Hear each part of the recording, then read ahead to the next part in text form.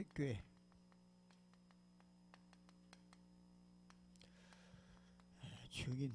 증인들의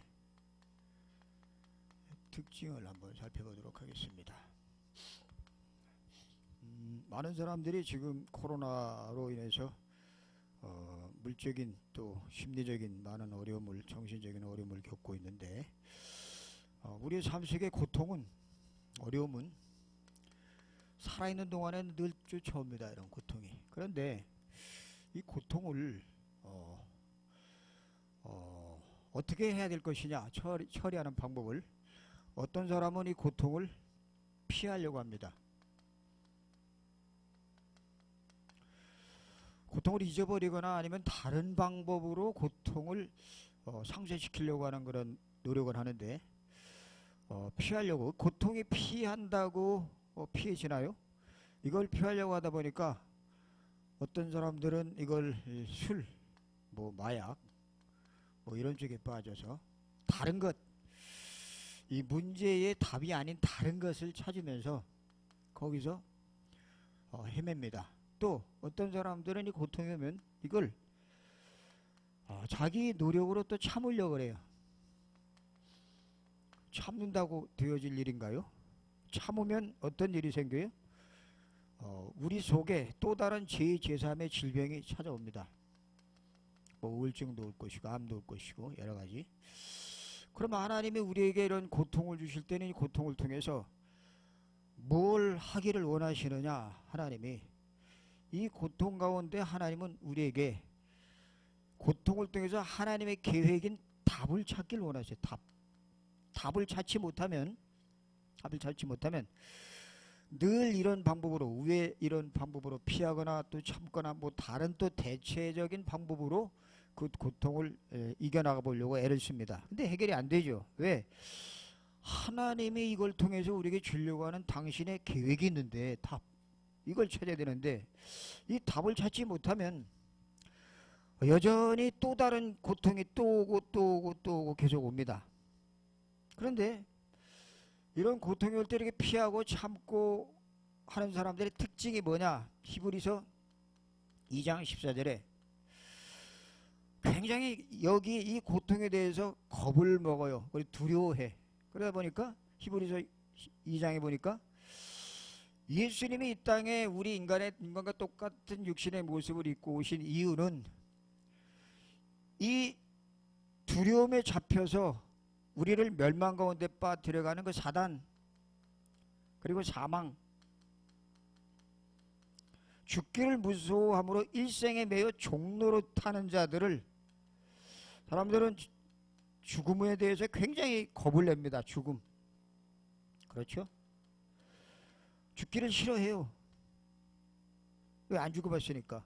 그리고 죽으면 끝이다 라고 생각하고, 죽으면 그동안 했던 것들을 다 못하고 가야 되는 그런 미련, 아쉬움 때문에 그런 것도 있고, 또 아니면 그래 지금까지는 고통이 시작됐지만 이제부터는 내가 새로 시작해야 되겠다는 그런 다짐을 하고 또 결심을 하고 살아가는 그 모든 것들이 하루아침에 다 허사로 끝나버리기 때문에 죽음을 굉장히 두려워합니다. 사단은 이걸 노려요. 죽기를 무서함으로 일생에 매여 종노릇하는 자들을 놓아주려고 오신 분이 누구예요? 바로 그리스도입니다. 그래서 우리 인생의 그리스도로 답이 철저하게 나지 않으면은 우리는 계속 찾아오는 그 고통, 계속 찾아오는 문제, 계속 찾아오는 사건, 어려움에 잡힐 수밖에 없어요. 그러면서 이런 하나님이 원치 않는 방향으로 우리가 자꾸 수단과 방법을 강구하게 됩니다. 그런데 지금 우리가 당한 이 고통보다도 더 큰 고통을 안고 있었던 사람들이 있었는데 그게 누구냐? 초대교회 성도들이에요. 초대교회 성도들. 이 초대교회 성도들은 이 고통을 피하거나 참거나 또 다른 방법을 찾아서 그들이 대책을 강구한 것이 아니라 그들은 확실한 답을 갖고 있었습니다. 확실한 답. 그래서 확실한 답을 갖는 것이 굉장히 중요한데, 첫째, 어떤 답을 갖고 있었느냐? 우리가 사도행전 1장 1절 3절 8절 그 얘기를 많이 해요. 그리스도, 그 다음에 하나님 나라 그리고 오직 성령 이런 얘기를 많이 합니다. 또 많이 들었어요. 그런데 이 부분에 대해서 우리가 아는 것으로 그치면 곤란해요. 이들은 이게 아는 것이 아니라 이것을 믿고 완전히 삶 속에서 체험한 것을 볼 수가 있습니다. 체험. 신앙생활은 아는 것으로 그쳐버리면 곤란해요. 주는 그리스도시요 살아계신 하나님의 아들이십니다라는 그러한 그 고백을 복음을 들으면 종교생활하던 사람들이나 불신자들은 들으면 야 저거 새로운 것이다 새 것이다 그리고 전혀 들어보지 못한 것이다 라고 아는 감각이 뜨이기 시작합니다. 근데 그거 갖고는 안 되고 왜냐 그런 충격받은 것 그리고 우리가 감지된 것 지식적으로 감각이 느껴진 것 가지고는 안 되고 이것을 우리의 영혼 깊숙한 곳에서 체험하기를 원하고 있어요. 맛을 보기를 원해요. 맛. 무당들도 자기들이 신의 그 역사하심을 맛보고 있습니다. 철저하게 맛봐요. 그들은 그래서 그 무속인들은 그 맛본 그것 때문에 그것을 떠날 수가 없어요. 꽉 잡고 있기 때문에. 절대 못 떠납니다. 왜? 체험을 했기 때문에. 무슨 체험? 단순히 아는 체험이 아니라 삶 속에서 자기의 모든 영혼, 육, 모든 영역을 다 장악하는 그런 체험을 했기 때문에 이걸 떠날 수가 없어요. 무서워서 떠나지도 못하고. 그러니까 매일같이 이들은 그 자기들의 그 몸주 신을 계속 섬기면서 그들이 시키는 대로 움직이는 것을 보게 됩니다. 왜? 맛을 봤기 때문에 맛. 우리 신앙생활도 마찬가지입니다. 아는 것에서 그치는 게 아니라 내가 알고 있는 이 그리스도를 삶 속에서 체험하기 시작할 때 그때부터 증인이 되기 시작을 합니다. 초대교회 성도들은 바로 아는 것에 그친 것이 아니라 체험했어요. 우리가 잘 아는 그 베드로 주는 그리스도시요 살아계신 하나님의 아들이십니다 고백했던 그 베드로 고백을 했을 때 예수님께서 그것을 알게 아니는 혈육이 아니오 하늘에 계신 내 아버지시니라 라고 예수님이 그 베드로의 고백을 들으셨습니다. 그런데 베드로는 알았지만 분명히 성령의 역사에서 고백을 했지만 그 이후에는 계속 판판이 깨지는 것을 볼 수가 있어요. 문제가 오고 사건이 오고 예수님을 부인하고 저주하고 도망가고 온갖 그러한 그 수치스러운 일들을 다 베드로가 고백을 해놓고도 했을 수밖에 없는 이유 이 주는 그리스도시요 살아계신 하나님의 아들이시라는 사실을 깊이 누리면서 그 속에 하나님의 나라가 임하는 것을 체험하기까지는 조금 시간이 걸렸죠. 그래서 감람산에서 예수님이 이 제자들 120명을 모아놓고 여기서 자신이 누군가를 정확하게 설명하기 시작합니다. 내가 그리스도다. 내가 바로 인간의 모든 문제를 해결하러 오신 바로 구약의 그 메시아요 신약의 그리스도라는 사실을 설명하면서 내가 바로 십자가에서 죽고 그리고 내가 부활했다. 요한은 물로 세례를 베풀었지만 너희는 몇 날에 못되어 성령으로 세례를 받을 것이다. 그러니 다른 데 가지 말고 꼼짝하지 말고 너희들이 모여있는 그 장소에서 기도에 힘쓰라 라고 말했을 때 이들은 장소를 옮겨가지고 감람산에서 마가의 집으로 옮겨서 여기서 한 일이 뭐예요? 전혀 기도에 힘쓰는 그 속에 들어간 것을 보게 됩니다. 증인이 뭐예요? 증인은 보고 듣고 체험한 것을 경험한 것을 말하는 것을 증인이라 그래요. 보고 듣고 그냥 단순히 아는 정도가 아니라 지식 정보를 전달받은 정도가 아니라 내가 보고 그리고 느끼고 체험하고 경험한 것을 말하는 것 그 증인이에요. 그럼 이 증인들의 특징은 뭐냐? 굉장히 확신에 차 있습니다. 확신. 그리고 이들은 힘이 있어요. 힘. 증인들은 왜? 자기가 봤기 때문에 그리고 자기가 들었기 때문에 그리고 자기가 체험했기 때문에 자기가 경험했기 때문에 경험하고 보고 듣고 그거 왜 말 못하겠어요? 당연히 할 수 있죠. 그래서 이들은 확신을 가지고 힘을 가지고 위에서 내려주는 힘을 가지고 이들은 예수가 그리스도다. 그리고 그리스도여야 할 이유를 분명하게 설명한 것을 보게 됩니다. 문제가 아무리 많았어도 고통이 많이 왔어도 지금보다 더 큰 심각한 문제가 오고 더 여러 가지 많은 난조건이 왔어도 그들은 전혀 흔들리지 않고 포기하지 않고 이 어둠의 세력에 많은 그러한 유대인들을 핍박하려고 했던 그 수많은 바리새인들의 그 세력의 어둠에 눌리지 않고 누렸습니다. 굉장히 중요해요. 오늘 우리도 마찬가지. 우리가 살아가면서 우리의 삶 속에서 이미 이전에 있던 것들 그리고 현재 있는 것들 그리고 또 앞으로 올 것들을 대비하면서 이 세상은 그런 세상이기 때문에 그런 걸 대비하면서 우리는 초대교회 증인들이 누렸던 것처럼 이 속에 깊이 들어가기를 우리 주님이 원하고 있습니다. 이 다락방 메시지는 좋은 게 뭐냐면 전부 기본적인 것들을 이렇게 저렇게 풀고 있어요. 그런데 이 깊은 비밀들의 누림이 안 된 사람들은 뭐 저렇게 들었던 거 아는 거 또 하냐라고 얘기를 해요. 근데 아니에요. 이런 식으로 저런 식으로 계속 얘기하는데 매일 우리가 밥을 먹어도 매일 먹어도 또 먹고 또 먹고 또 먹어야 되는 그러한 그 갈증을 느끼듯이 육신의 갈증을 똑같아요. 단순히 아는 것에서 끝나지 않고 이것이 내 삶 속에 깊은 내 내면의 상태를 건드려주고 거기에 터치해서 우리를 치료하고 그리고 성령으로 역사하는 그런 힘을 얻게 되면은 날마다 들어도 이게 아는 것으로 끝이는 것이 아니라 이것이 더욱더 새롭게 매일매일 새롭게 들린다는 사실을 유 목사님이 알고 있기 때문에 계속 메시지가 수없이 많은 무슨 집회가 있어도 전부 건드리는 거 보면 전부 이것만 건드려 이것만.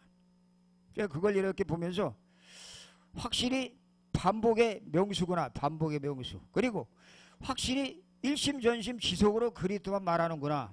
그리고 그것만 말해야 어떻게 되죠? 흑암이 꺾인다는 사실입니다. 흑암은 다른 것 가지고는 절대로 이놈은 꿈쩍을 안 해요. 꿈쩍을 안 해. 제가 지난주에 어느 집사님이 자기 아버지가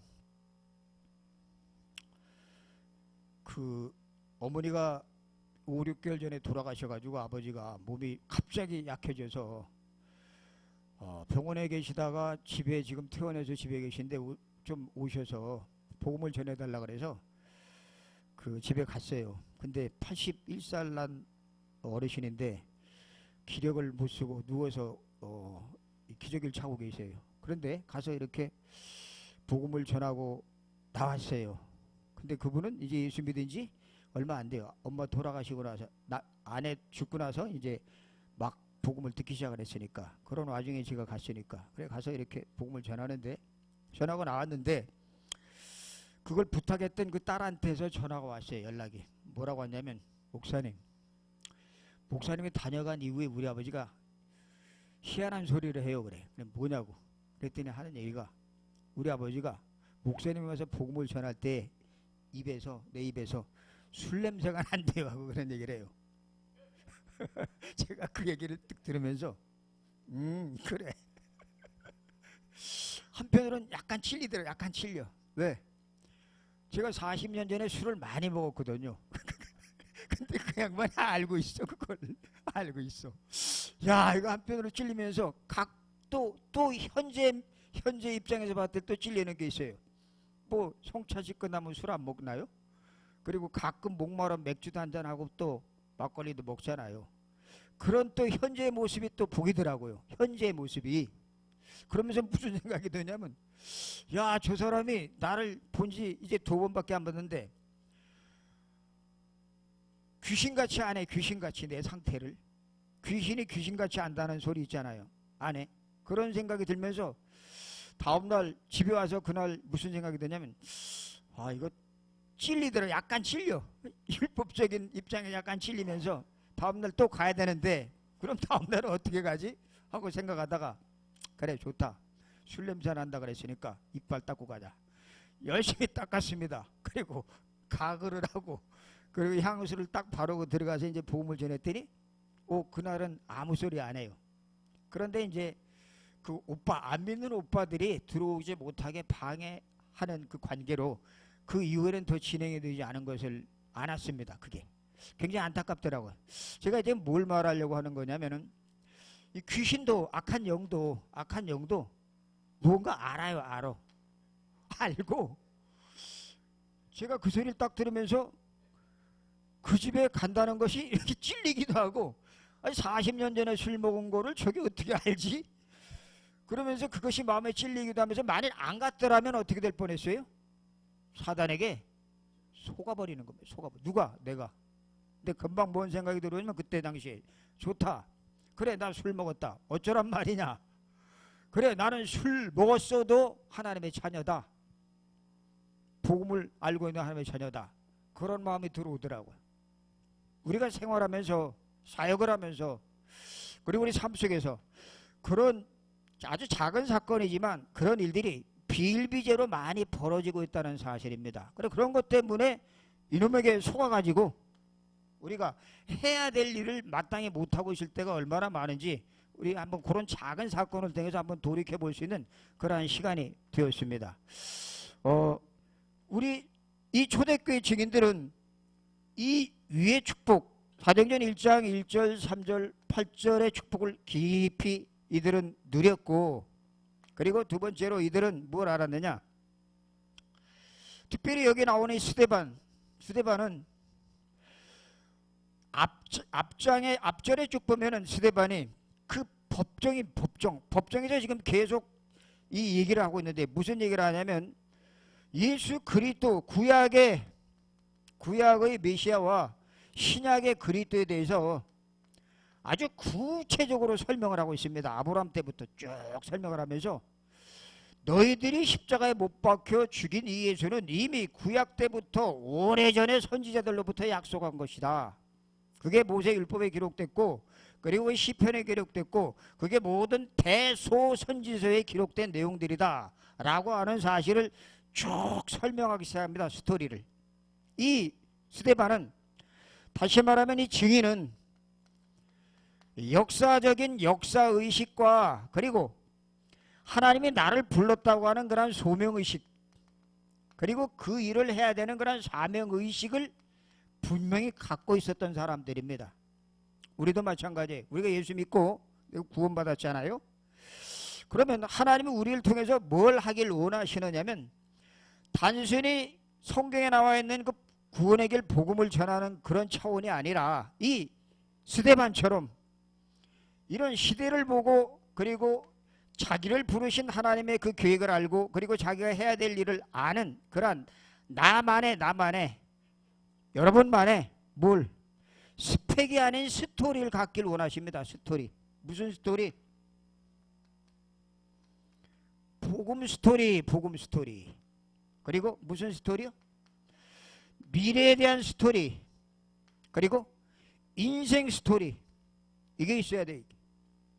내가 복음을 어떻게 받았으며 이 복음을 받은 것이 내 삶 속에 지금 어떤 식으로 역사를 하고 있으며 내가 이 복음을 가지고 내 인생을 어떻게 나는 이 앞으로 살아갈 것이며 미래의 내 복음을 통해서 이 그리스도를 통해서 미래에 내가 가지고 있는 소망이 뭔 것이라고 하는 사실에 대한 스토리를 스데반은 분명하게 갖고 있었다는 사실입니다. 그래서 스데반은 그 법정에 서서 이 구체적인 의식을 가지고 그들에게 전달하지 않았더라면 돌에 맞아 죽지 않았어요.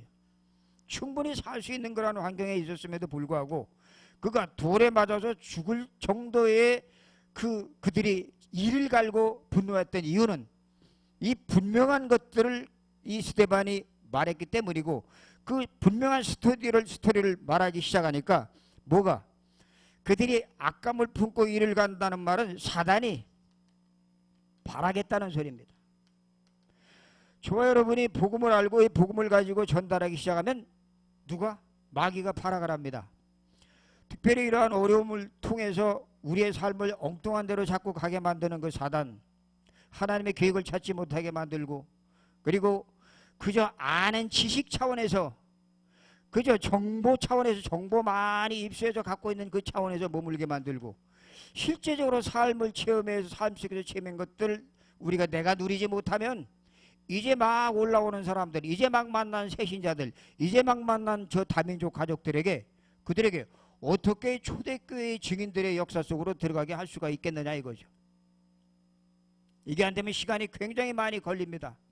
우리가 똑같이 걸어왔던 그 길을 그들이 꼭 똑같이 또 답습하도록 해줘야 되고, 훈련을 많이 받아야 이 속에 들어갈 수 있다는 그러한 이상한 소리를 해가지고 계속 훈련 속에 들어가게 하는, 그래서 이 엄청난 축복을 빨리 단축해야 되는데 이 단축치 못하게 만드는 그런 과오를 충분히 범할 수 있다는 사실이에요. 훈련 많이 받는 것 굉장히 중요해요. 그러나 이 훈련이 그냥 알고 있는 지식에다가 또 다른 지식을 덧붙이기 위한 그런 훈련이 되어버린다면 굉장히 곤란합니다. 이렇게 돼버리면. 그럼 지금 막 올라오는 사람들, 이제 막 예수 믿고 새로 시작하려는 사람들, 우리가 20년, 30년 동안 겪었던 그 훈련의 과정을 똑같이 거치게 만들어 준다면 그 보통 시간 낭비가 아니라는 사실이죠.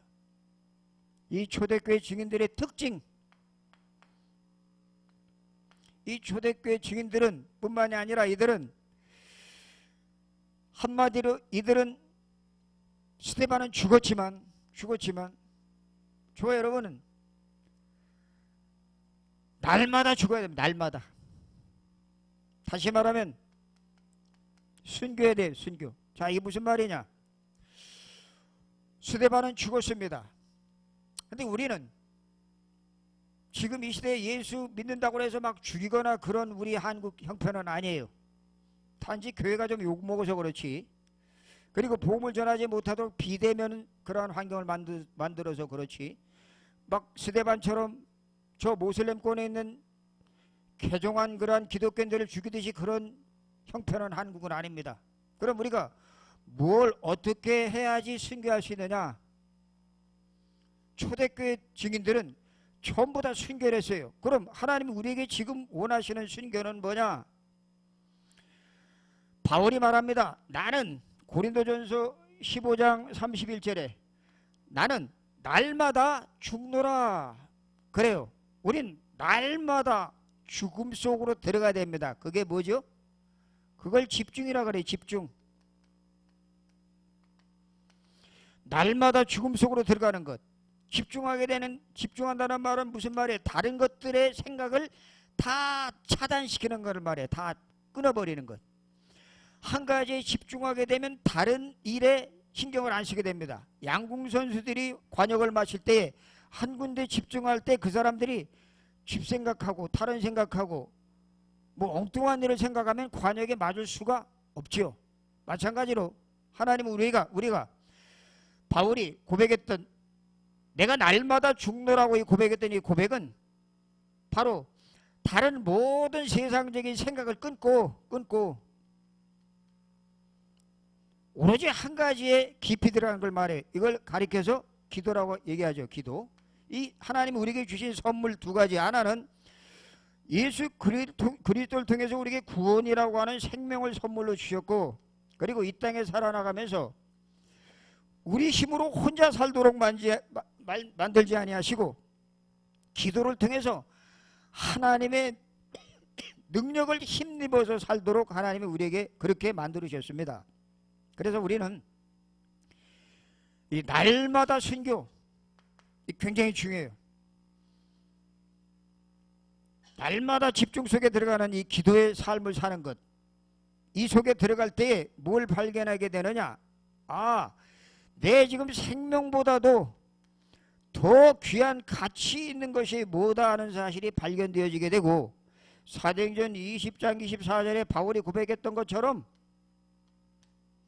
주 예수께 받은 은혜, 곧 받은 복음, 곧 하나님의 은혜의 복음을 증거하는 일을 마치려 하면 나의 생명을 조금도 귀한 것으로 여기지 아니하노라. 이런 고백 속에 들어가게 됩니다.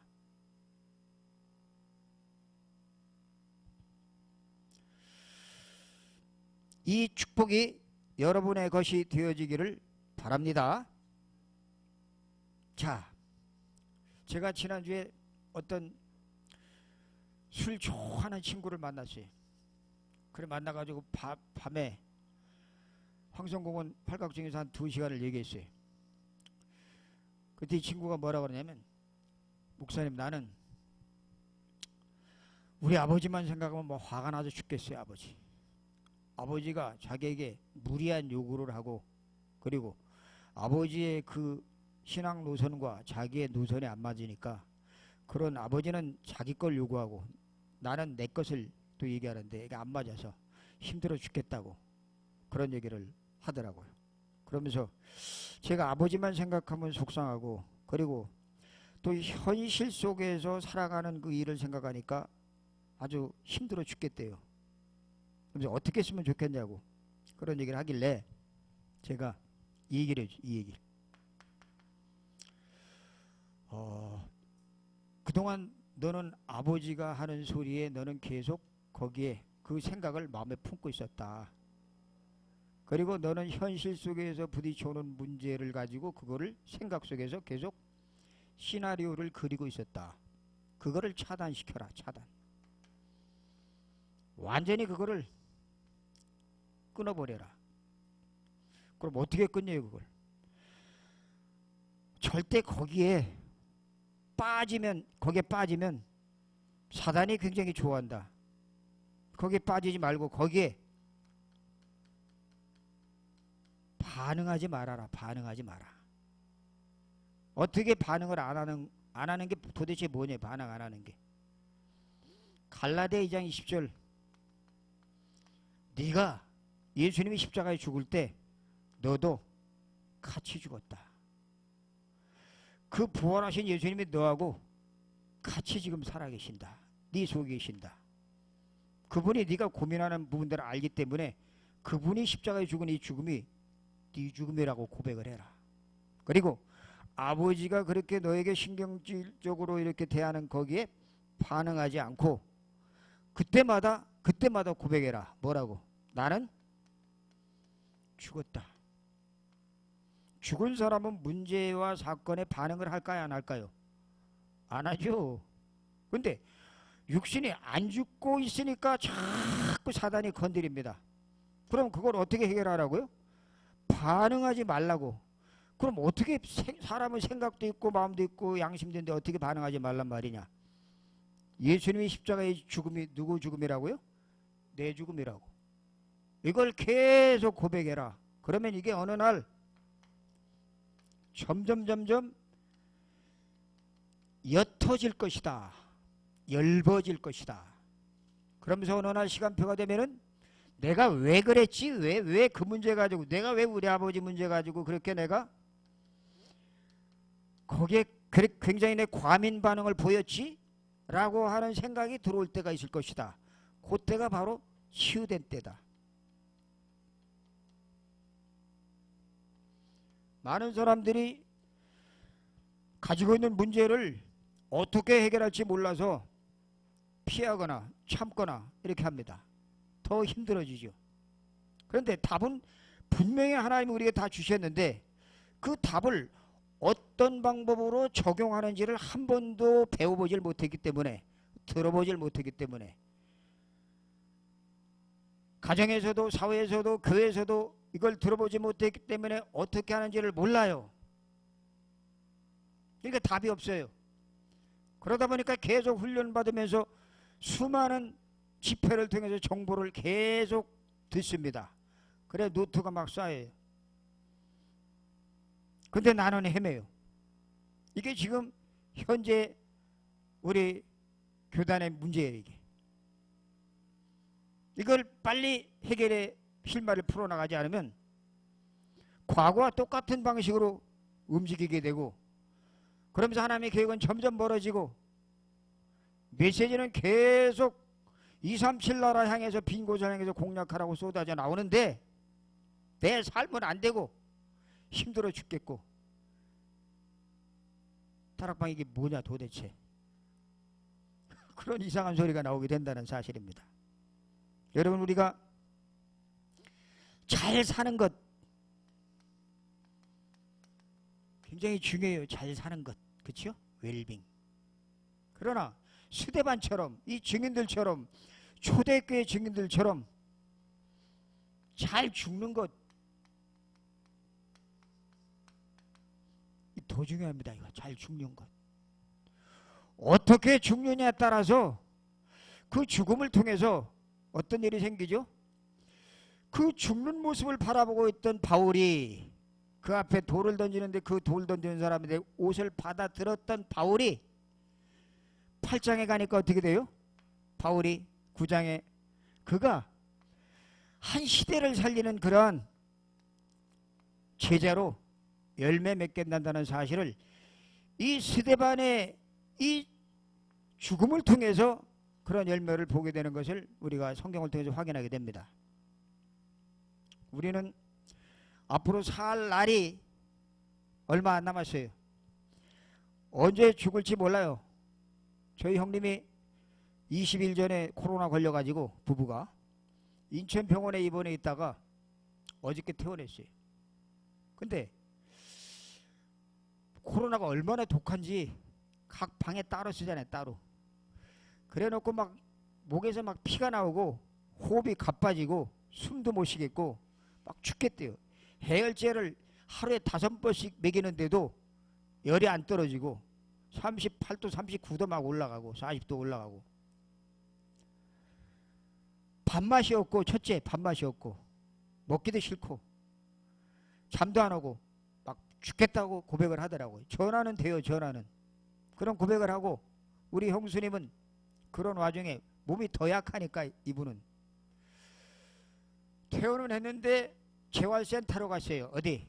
언어가 뇌경색이 와가지고 언어가 이게 원활치가 않아요. 그래 지금 재활센터에 가서 거기서 언어 교정 치료를 받고 있어요. 제가 그분들이 우리 형님한테 그런 얘기를 했어요. 형님 태어난 거 축하합니다. 이게 남은 인생 얼마 남지 않았는데 앞으로 어디에다가 우리 초점을 맞추며 살아가야 될지 생각해 볼 수 있는 좋은 기회를 그 입원실에 있으면서 하나님이 주신 것 같습니다. 그랬더니 그렇다 그래요. 얼마나 힘든 그 20일 동안의 세월을 그 안에서 보내셨겠습니까? 감옥이 감옥. 아무도 찾아가지도 못하고. 만일 거기서 죽었더라면 우리 조카가 하나밖에 없는데 그 조카가 아버지 엄마의 임종도 지켜보지 못하고 장사 지낼 수밖에 없는 그런 불효자식으로 남을 수밖에 없었는데 마침 퇴원해가지고 아버지하고 조카가 만나니까 이놈이 너무너무 좋아가지고 전화가 왔더라고요. 기도해줘서 고맙다고. 코로나를 걸려서 죽던 우리가 세상에 살다가 나이가 많아서 죽던 또 아니면 사고로 죽던 우리는 다 죽습니다. 그러나 초대교회 증인들처럼 이 죽음이 굉장히 의미 있는 죽음이었고 그리고 이 죽음이 뭔가 그 또 다른 열매를 맺는 그러한 결과를 빚었던 죽음이라면 이런 죽음은 기꺼이 우리는 맞이해도 상관이 없어요. 이 죽음이 저와 여러분의 죽음이 되게 해달라고 기도하시는 우리 귀한 사명자들 되시기를 주의 이름으로 축원합니다. 우리 한번 메시지 붙잡고 한번 같이 1분 동안만 같이 한번 기도하도록 하겠습니다. 하나님 아버지 은혜를 감사합니다. 저희들에게 오늘도 아버지 하나님 또 귀한 말씀을 허락해 주셔서 초대교회 그 증인들의 그 아버지 하나님 그 모습을 다시 한번 우리 속에 확인케 도와주심을 감사합니다. 하나님 예수 그리스도의 언약이 깊이 우리 속에 뿌리내리게 도와주시옵시고 이 뿌리내린 이 언약을 통해서 하나님 세상을 살리다가 그리고 우리가 또 죽은 이후에도 우리 제자들을 남기는 귀한 은혜 역사 속에 우리 모든 사역자들이 들어가는 증인들로 세워지게 도와주시옵소서. 감사하며 예수 그리스도 이름으로 기도드리옵나이다.